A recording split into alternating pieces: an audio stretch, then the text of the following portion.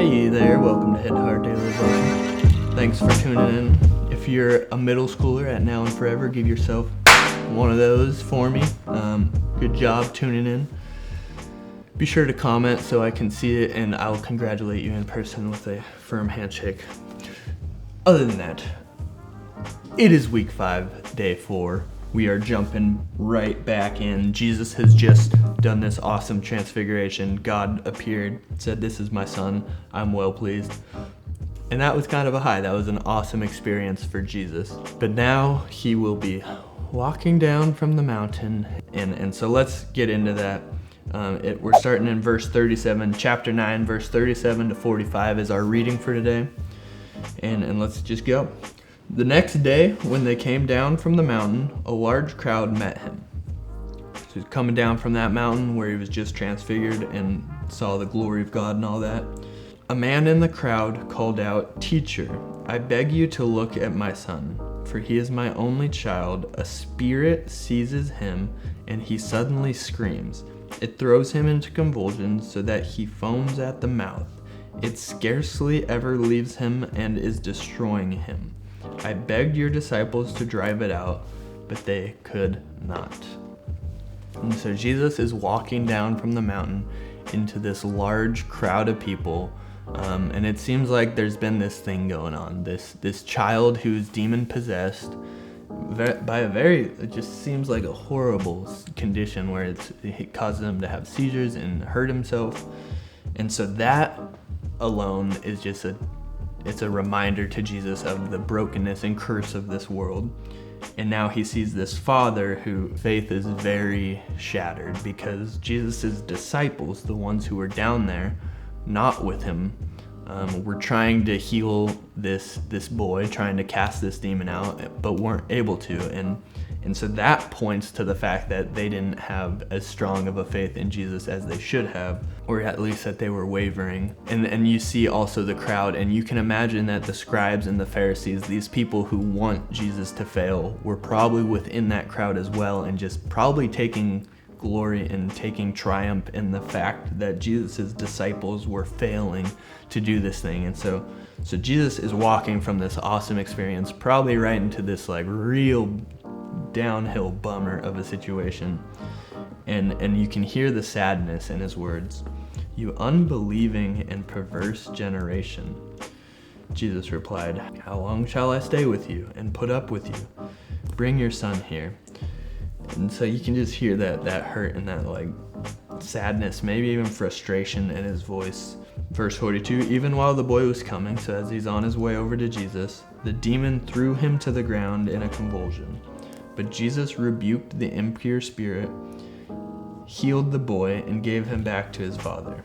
And they were all amazed at the greatness of God. So Jesus once again performs a miracle, showing even this powerful demon. This is clearly a powerful demon. His disciples couldn't cast it out. He has power over it. He has power over all, and he proves it once again. And we continue. While everyone was marveling at all that Jesus did, he said to his disciples, "Listen carefully to what I'm about to tell you. The Son of Man is going to be delivered into the hands of men." Jesus is trying to warn them as much as he can because they're probably getting so excited about him and in the fact that he's going to establish that new kingdom for the Jews. Like they're thinking Jesus is about to establish an insane empire for the Jewish people. And they're probably getting caught up in that, and he's reminding them once again, like, hey, that is not what I'm here for. And he's trying to at least tell his followers, his disciples, I'm about to be delivered into the hands of men. I'm going to be killed. But they did not understand what this meant. It was hidden from them so that they did not grasp it, and they were afraid to ask him about it. And that's where our reading leaves off for today. This is the story, and this is what Jesus' life was probably full of bringing the kingdom of God, but being constantly confronted with the sin and the sadness and the pain and suffering of the broken world that he came to save.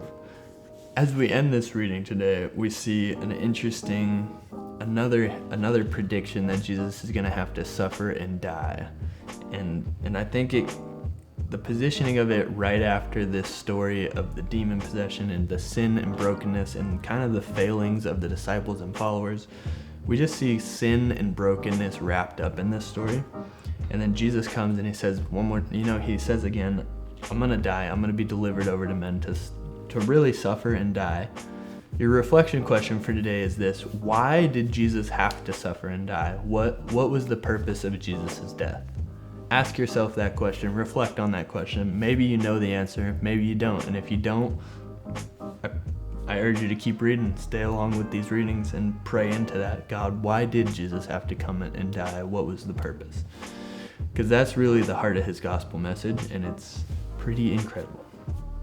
And your prayer point for today is this: God, thank you. Thank you for sending Jesus into our brokenness to restore it through his death.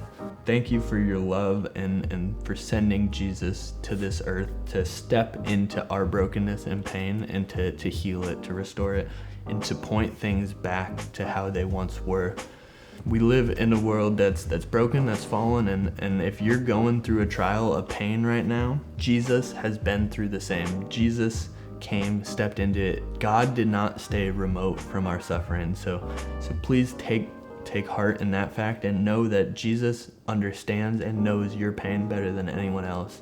And if you have that, bring it forward to him and let him work in healing you and let him help you through this process, this trial. That's our reading for today. Thanks for tuning in. Be sure to check in for tomorrow so we can keep this daily train a-chugging.